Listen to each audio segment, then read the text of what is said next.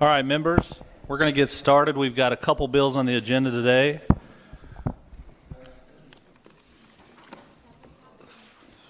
First bill we're going to hear is House Bill 2556 by Representative Casey. There's no sense on that.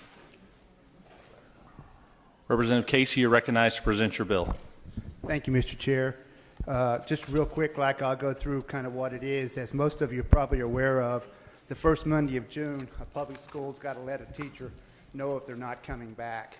At that point in time, that teacher is rehired, they're under the contract. It protects that teacher, that contract does. Come 15 days after that first Monday of June, at that point in time, the teacher is under contract, and if that teacher chooses to leave, she basically will have to, or he will have to, get permission from the Board of Education.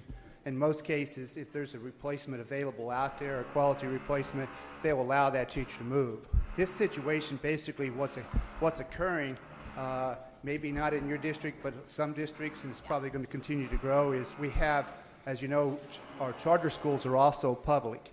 So the public charters, sometimes they don't know until the very beginning of school and just how many teachers that they're going to need. So what ends up happening is I may be 1 or 2 days before school starts, or I may even be within the first week of school, and the teacher comes in and wants to go to the to the public charter. The issue with that is it's hard enough to replace teachers as it is, and so what this bill would actually do, it would allow the public charters to follow the same contract procedures as the common education. Be glad to answer any questions. Members, are there any questions? Representative Caldwell, you're recognized for a question.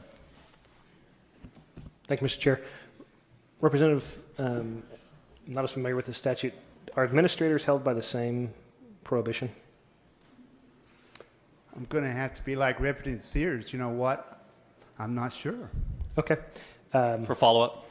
Thank you for your deal, but if you could find out, I'd be interested to know that answer for going forward. Thanks. Representative Casey, I've got a question. It's my understanding, and maybe you can clarify this a little bit, that you have worked with the charter schools and you've had some meetings with them to try to clarify some of this. Is that correct? Sure. I mean, obviously, from their standpoint right there, I get where they're coming from. We sit down and visit, and we probably have to agree to disagree, but I do believe, and if they're here and they want to talk, they can talk for themselves. I don't want to put words in their mouth. It's pretty obvious, because I think whether you're a charter or whether you're a public school or whatever, it's about the kids right there, and they know when a teacher leaves 1 day before school or 2 days into school, it's pretty hard to replace that teacher. Representative Strom, you're recognized for a question. Now, Mr. Chairman, Representative, are the charter schools supportive of this bill, or are they opposed to it? Again, I don't want to put words in their mouth.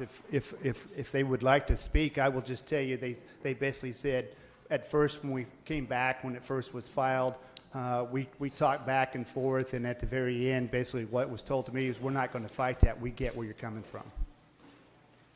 But I don't want to speak for them. Seeing no further questions, do I hear a motion?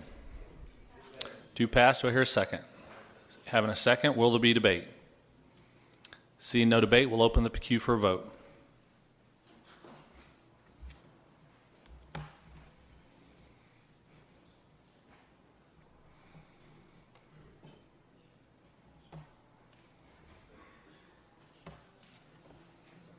Declare the vote. 59, 0 nay. Representative Casey, with 15 ayes, 0 nay, will report your bill to have passed. Thank you, Mr. Chair. Thank you, committee members.